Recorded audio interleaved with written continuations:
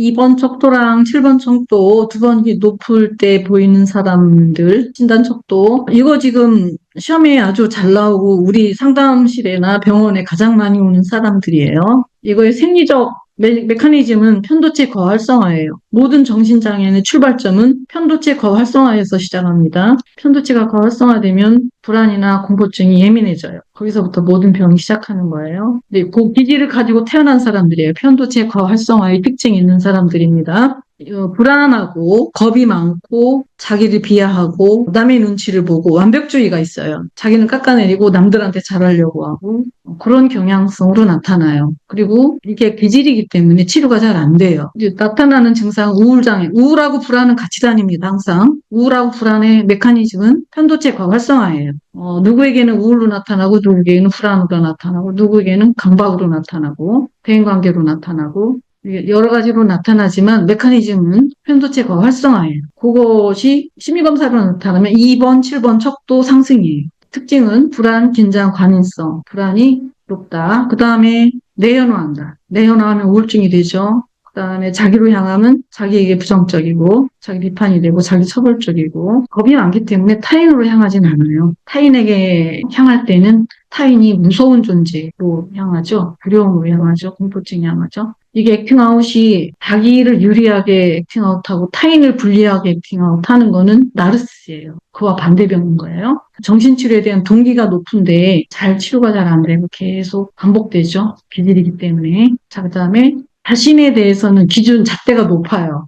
타인에 대해서는 허용적이에요. 자기를 괴롭히죠. 구박하고 대인관계에서 자기 주장을 하지 못한다. 자기 주장을 하지 못하니까 눈치 보니까 무서워하는 거예요. 타인을. 사회적 불안장애가 나타날 수 있는 거죠. 이거를 외우시면은 불안장애와 우울장애는 메커니즘이 같다는 걸 알아야 돼요. 치료법도 같고 약도 같아요. 그래서 거의 유사한데 불안장애 일종 중에 강박장애도 이 약들이 다 같아요. 얘네들 다. 치료법도 거의 비슷하고. 그다음에 E형 코드. 0번은 10번이죠. 내향적인 거죠. 2번은 위축되는 그 두렵고 불편한 거고. 2번, 7번 척도가 통찰 척도이기도 하고 고통 척도이기도 해요. 그래서 2번, 여기 7번 같이 떴죠. 고통이 높다 그 뜻이기도 하죠. 2번 떴죠. 고통이 높다. 0번이 떴으니까 내향적이다. 진단해서 회피 양상을 보이고 우울한 경우 진단적 해서 화나고 우울하고 이거 타인에게 적대적 이건 아니에요. 사고의 분열은 8번이 봐야 되죠. 이게 2번하고 0번하고 같이 뜨면 우울증이 세져요. 0번이 2번을 증폭시켜요. 성격적인 우울증을 보일 수 있어요. 신체 증상이 나타나려면 1번 떠야 되죠. 그 다음 감정 기복을 보이려면 3번이 떠야 되고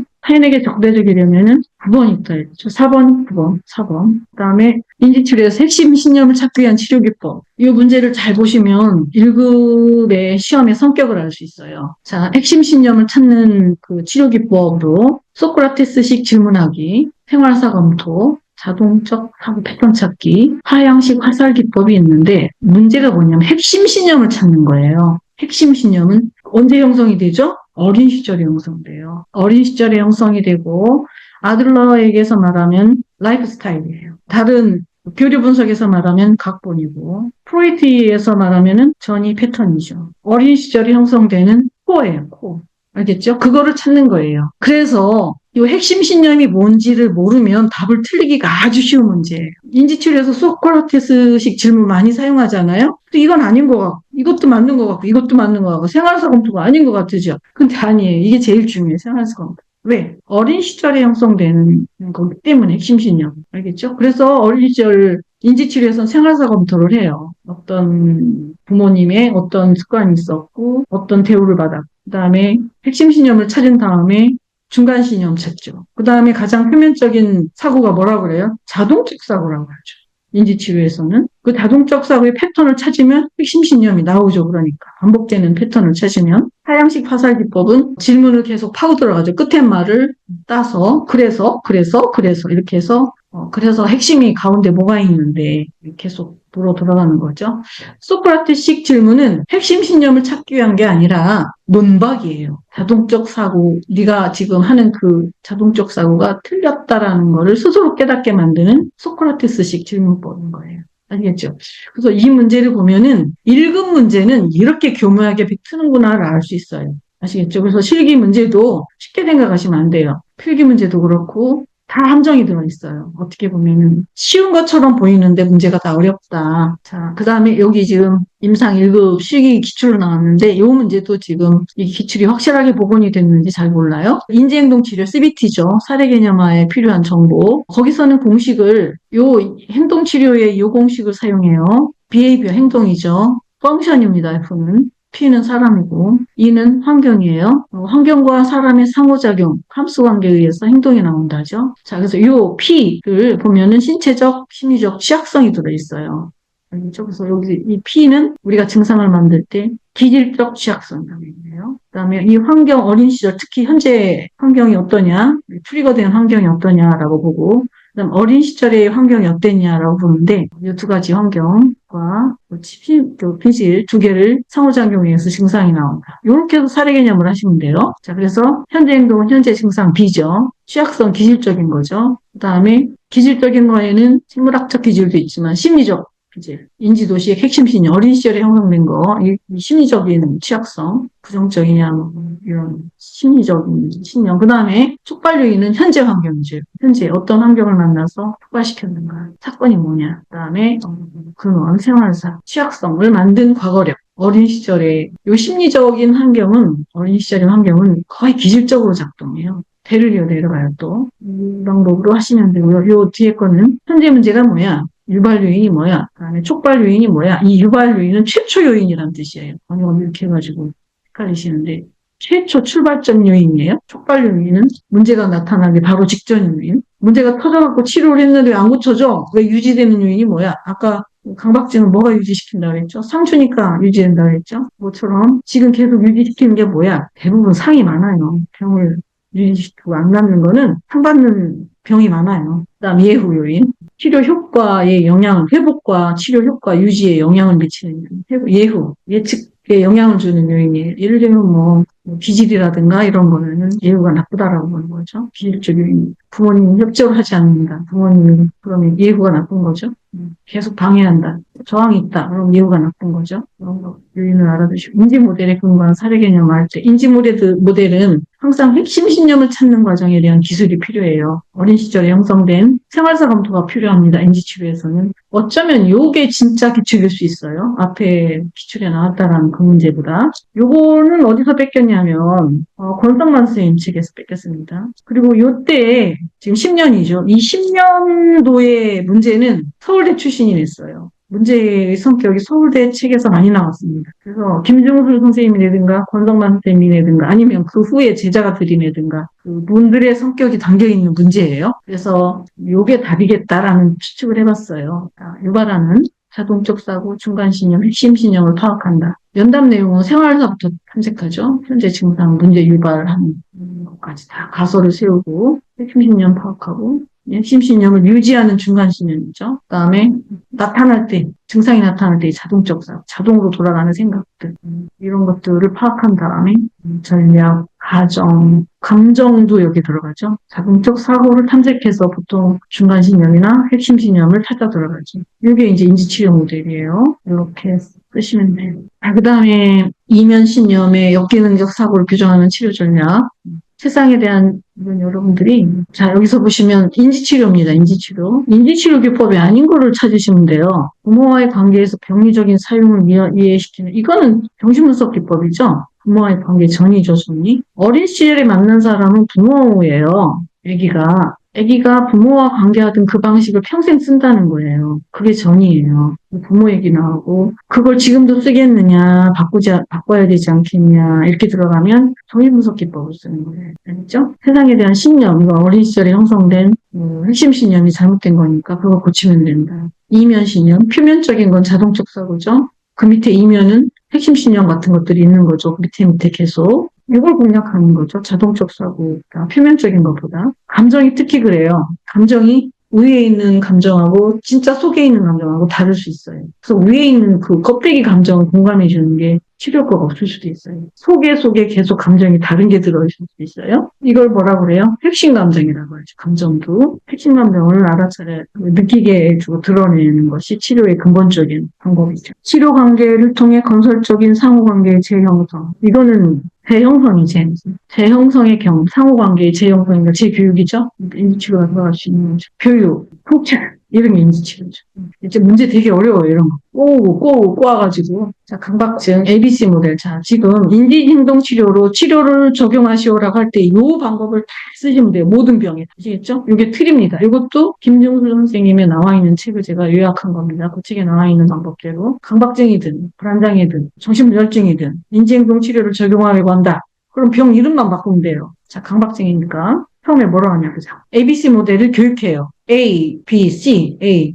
사건이 행동을 일으키지 않는다. 사건에 대한 해석이 행동을 일으킨다. 강박증이 왜 나오느냐? 더러워서 네가 손을 닦는 건 아니다. 더럽다고 생각하니까 손 닦는 것이다. 이거를 설명하는 거예요. 강박증에 대한 교육. 병에 대한 교육이 있어요. 최초에. 그 다음에 A와 B와 C를 구분하는 훈련을 해요. 그 다음에 제일 중요한 거 B를 바꾸는 거잖아요. B를 평가하고 확인하고 수정하는 훈련을 해요. 수정이 중요하잖아. 수정하는 연습다. 뭐라고 생각했는데 뭐라고 생각하면 네 행동이 바뀔까? 여기 제일 중요한 치료 과정은 요거죠. 인지적 평가 과정이죠. 그다음에 이제 이게 수정이 됐으면 치료가 된 거잖아요. 인지치료, 인지행동치료는 인지치료를 수정하여 행동을 수정하는 거니까 인지치료가 수정이 되면 인지가 수정되면 행동이 치료됐다고 보는 거죠. 그다음에 재발 방지가 들어요. 이 네 단계. 병에 대한 교육을 한다. ABC 교육을 한다. B를 교육한다. 다음에 재발. 이거를 면접 시험에 질문하는 경우가 있어요. 인지행동 치료 과정으로 설명하시오. 불안장애 치료, 강박증 치료. 이렇게 이 단계로 설명하시면 돼요. TAT 편집증 환자가 보일 수 있는 거. 예. 편집증 환자 의심, 남 탓이죠? 내 탓은 아니고 피해의식이 강하죠?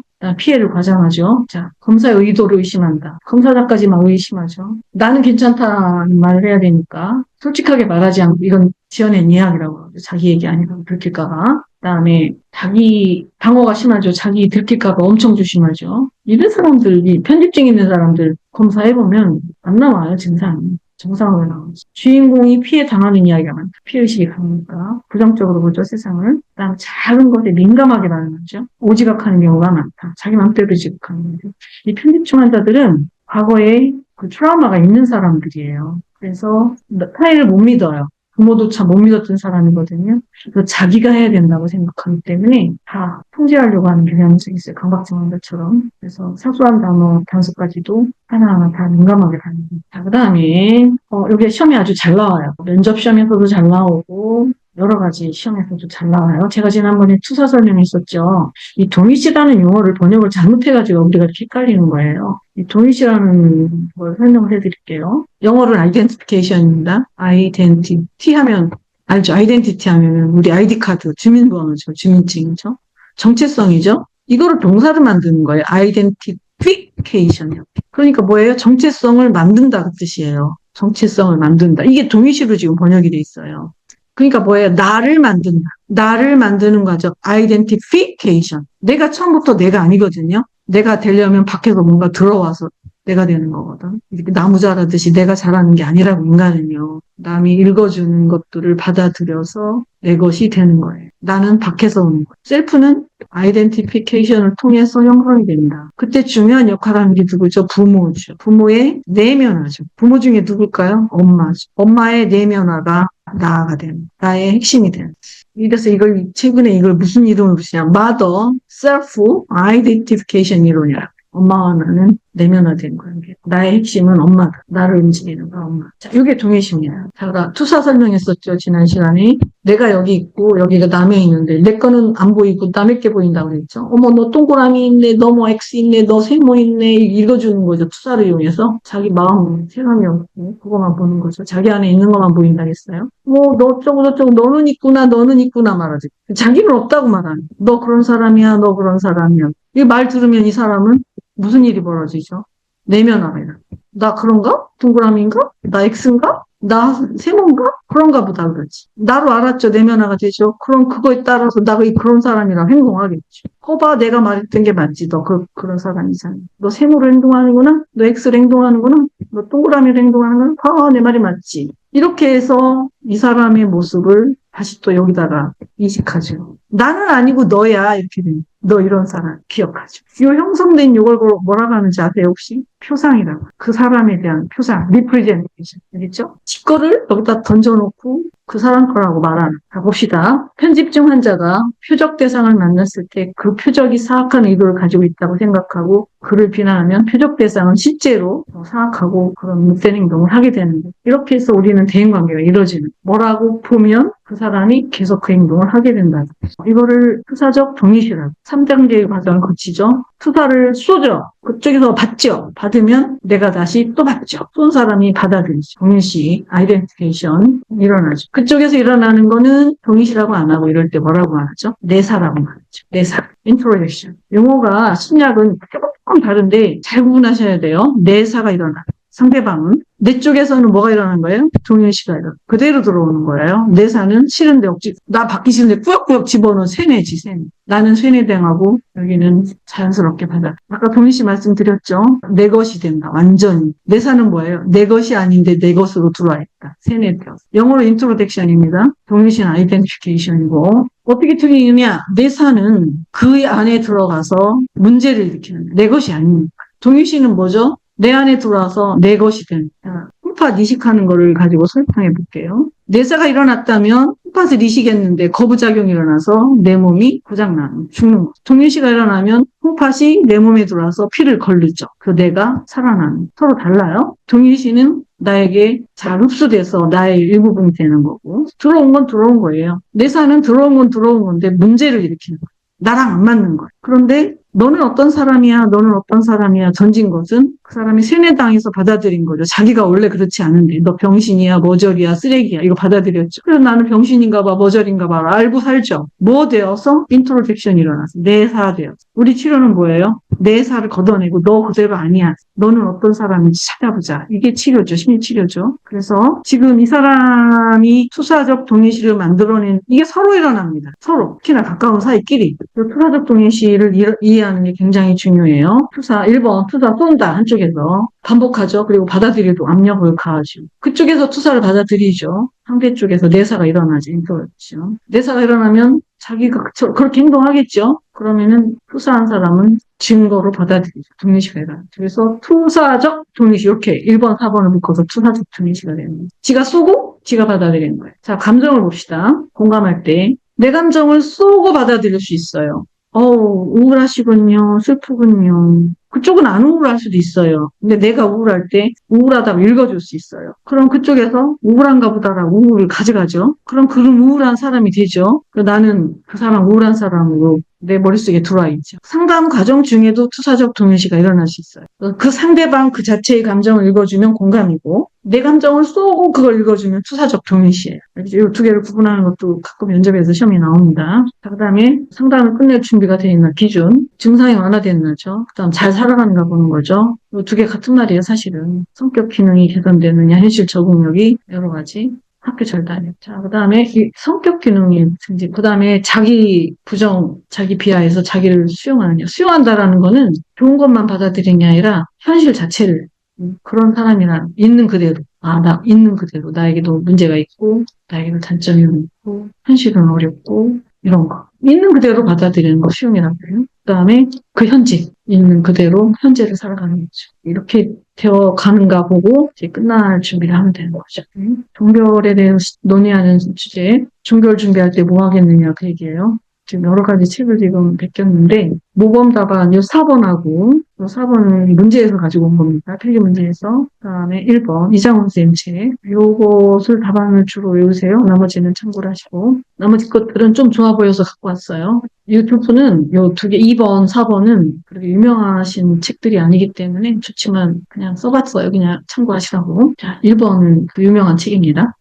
종결 준비에 대해서 종결할 거야 준비시키죠. 끝나기 전에. 그다음에 이 상담이 끝나면 나는 의지하고 여기만 믿고 살았는데 어떡하죠? 이 불안이 있단 말이에요. 감정 다루기. 그다음에 이 상담자 의존하면 안 되죠. 스스로 살아가는 거 연습해야 되죠. 그다음에 성과 충분히 재발하지 않는지 같이 준비하는 뇌 4번, 5번. 그다음에 추후 상담에 대해서 재발할 수 있을 때 어떻게 해야 되는지 준비도 시키고 돌아올 수 있다. 이런 재발했을 때 더 빨리 치료된다. 괜찮다. 다음에 나타나는 증상은 약해진다. 너가 연습을 했기 때문에 대처할 수 있다. 뭐 이런 훈련을 시키죠. 두려움을. 그다음에 면역력 쌓기. 여기 중요한 거, 여기 훈습을 보세요. 훈습의 용어가 또 번역이 잘못돼가지고 우리가 계속 헷갈립니다. 여기 영어를 보세요, 영어. walking through예요. walking through라는 말, through는 뚫고서죠. 워킹은 살아간다 뜻이에요. 이 훈습이라고 번역을 하지 않고 돌파라고 번역하면 더 좋았겠다는 생각이 들어요. 돌파. 문제가 있지만 돌파하면 살아간다. 피하지 않고. 피하는 게 문제를 자꾸 일으키잖아요. 그러니까 문제가 있지만 돌파한다. 이 번역이 훈습으로 돼가지고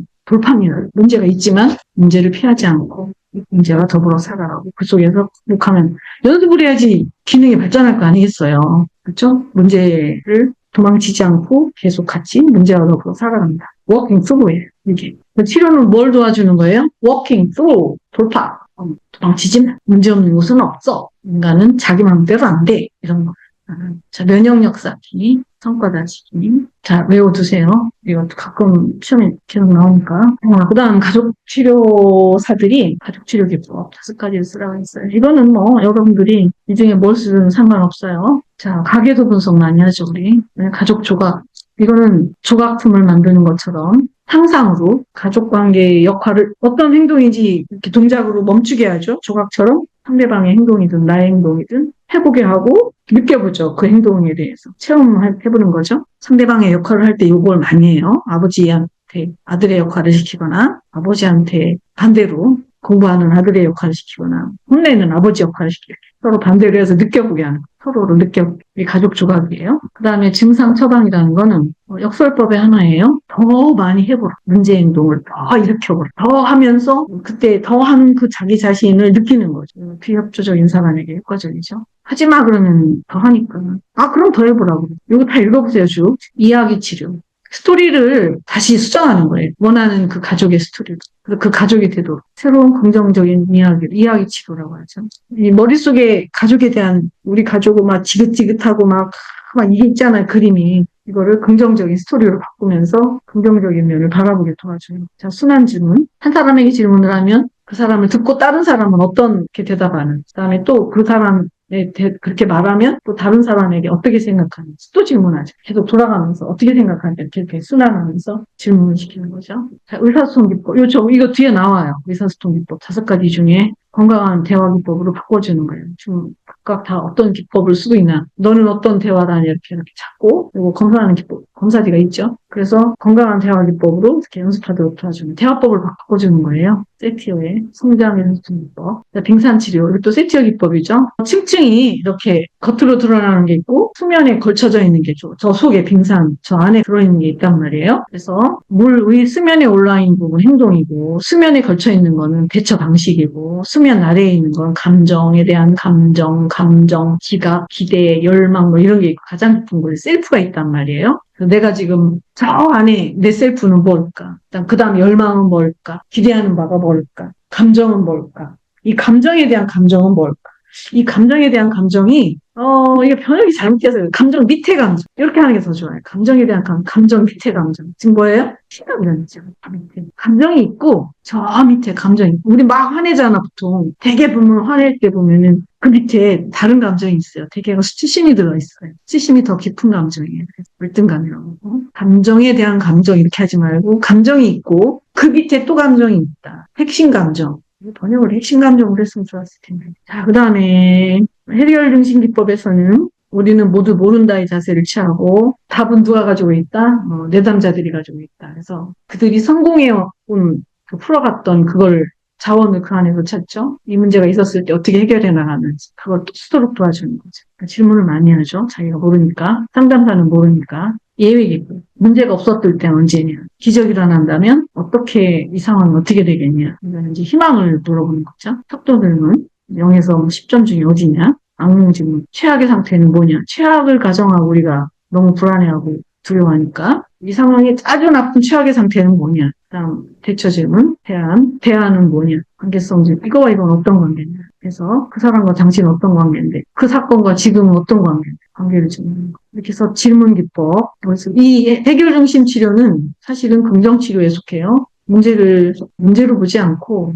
긍정적인 자원이 그 안에 있다고 보고, 그리고 해결을 잘 해왔다. 그거를 더 활용하는 거죠. 긍정 치료의 일종입니다. 그리고 다 스스로 이렇게 조금 발전하면 그거를 조금 더 해볼까? 그럼 조금 더 해볼까? 이렇게 조금 더 해볼까? 이렇게 해서 더 개선시켜 나가도록 도와주는 거죠. 그 조금 더로 이어가는 과정을 브릿지라고. 잘하셨다. 숙제내고 잘하셨다. 요만큼만 조금 더 하죠. 강아지 그 점진적, 체계적 강화 기법 있었죠? 그것처럼 하는 거예요. 참. 그다음 구조적 가족치료. 이거는 구조를 바꾸는 걸 구조적 가족치료 이론이라고 그래요. 성장에 초점을 두는 걸 경험주의 치료라고 해요. 가족치료 중에서. 잘 구분해 주세요. 어떤 경험을 통해서 성장시키는, 발전하는, 체험 그 자체를 중요시키는 거. 구조 개선, 파워나 삼각관계나 이런 거 없애는 거, 경계선. 나와 나가 융합이 돼 있잖아요. 구조적 가족치료로 인해서 제일 문제가 된다라고 보면 융합이에요, 융합. 미숙한 사람들끼리 융합이 되는 그런 걸 없애는 거를 구조적 가족치료예요. 1, 2, 3번은 여기 예상되고. 그 다음에 보웬이 지금 구조적 가족치료 이론을 만든 사람이죠. 여기서 지금 말하는 가장 중요한 그 병의 근원, 정서적 융합입니다. 문제의 가족은 다 미숙해요. 서로 개별적으로 이렇게 자아 경계선이 없어요. 엉켜 있어요. 미숙한 사람끼리. 덩어리. 이 융합을 없애는 것이 중요합니다. 자, 그 다음에 세티어가 말하는 엮이는 대화. 그래가지 5가지. 하나는 일치형이라고 해요. 이것도 일치형이라고 번역을 해가지고 우리가 아주 헷갈립니다. 레버예요, 레버. 레버가 뭐냐면 지렛대예요. 지렛대 역할을 한다 그 뜻이야. 이 뭐죠? 한마디를 함으로 인해 사람을 확 띄워주고 기회를 세워주는, 확 달라지게 만드는 말을 하는 거죠. 지렛대 역할을 하는 게 건강한 대화다. 그 얘기예요. 일치형이 일치형으로 번역하면 안 되는데 이렇게 써요. 어쨌든 영어로 보세요. 비난형, blame. 플리케이터는 위로해준다. 아첨하는 거예요. 산만형. 방향을 자꾸 돌려 딴 데로. 지 얘기할까 자기 문제 얘기할까 딴 데로 방향을 자꾸 돌리는 거죠. 초점을 휘게 하는 거. 그 다음에 컴퓨터형. 계산하는 거. 자기 감정은 숨기고 이득이 되기 위해서 가족관에서 이득이 되는 방향으로 행동을 해요. 그래서 화 안 내고 당황하지 않고 이런 분들 다 여기에 속해요.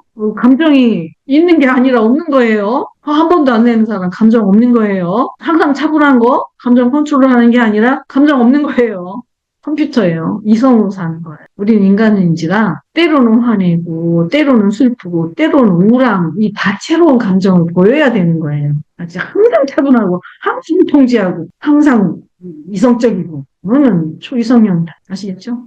근데 너무 들쭉날쭉하는 게 문제지. 모든 감정은 다 있어야 돼. 다채로. 큰 감정 몇 개만 갖고 살아가는 게 감정이 발달한 게 아니라겠어요. 그건 감정이 미발달한 거라겠어요. 이 5가지 중에 건강한 건 일치형이죠. 한마디 말로 사람을 살아나게 만드는 거죠. 겉과 속이 일치하고 모두 편안하게 해주는. 자, 그 다음에 모두에게 동의하는 거 회의형이죠. 이렇게 됐고요. 자, 이거는 30개 이상 빠지면 그 무효 파일로 뜨죠. 물음표가 30개 이상 무작위 무효 파일로 뜨죠. 지금 30개 이상 빠뜨렸다. 해석을 뭐로 할 거냐. 무효 파일로 본다. 정신병적 혼란 상태다. 언제 이 30개 이상이 뜨죠? 물음표로. 2개 침 문항이 나올 때, yes, no 둘 다 칠 때 떠요. 그래서 혼란이 있나 보다. 이건지 저건지 구분을 못하는 거죠. 혹은 반응을 안 했으니까 거부한 거죠. 모르고 2개 다 막 치는 거지. 이건지 저건지 구분을 못하는 거. 이거 할까 저거 할까. 아니면은 나랑 상관없는 질문을 하니까 답을 안 한 거죠. 이거 5개 써라 그러면 되게 존재. 6개 쓰면 못 써요. 다 못 써요. 이게 한번 6개 쓰라고 나오겠어요? 언젠가. 책에도 한번 나왔더니 6개 쓰라고 하면 이거 다 못 써요. 빼먹습니다. 우리 1급은 그래서 어려워요. 꼭 6개인데 6개 딱 쓰라고 해요. 자, 그 다음 F 척도가 상승하는 이유. F 척도는 증상 척도죠.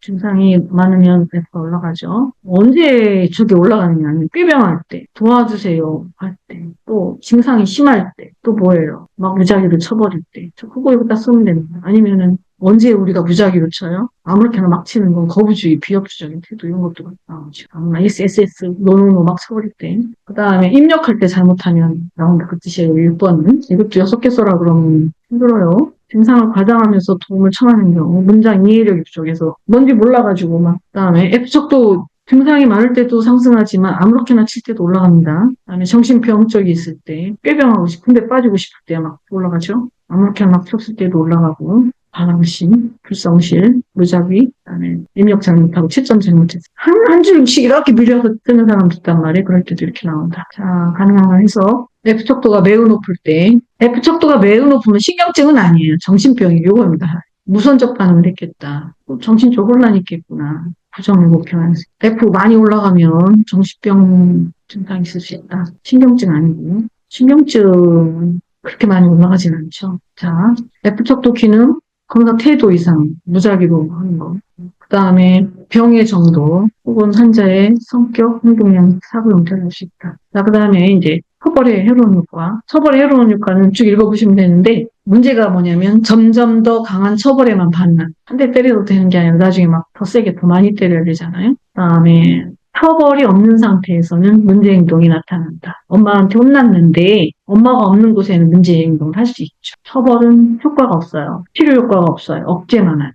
약간 일시적. 억제했다가 나중에 더 많이 나타나죠. 이렇게 더 해버리죠. 그래. 그 다음에 공격적인 방법이나 벌을 주는 방법을 가리킨다. 이게 또 이제 배우죠. 애들이 가서 또 써먹죠. 타인에게. 다음 처벌한 사람과 관계가 약화되고 나빠진다. 트라우마가 될 수도 있죠. 그 다음에 처벌이 문제 중에 하나는 대안 행동을 제시하지 못한다. 해로운 건 아닌데 문제는 바람직한 행동을 가리키지 못한다. 그럼 처벌을 잘 사용하려면 어떻게 해야 돼요?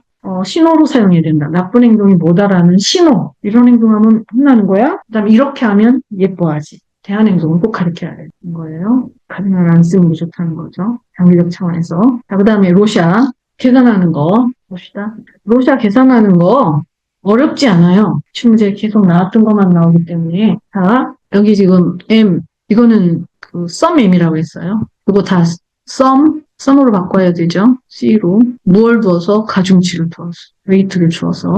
요게 기준점이라고 했어요. 가중치 1.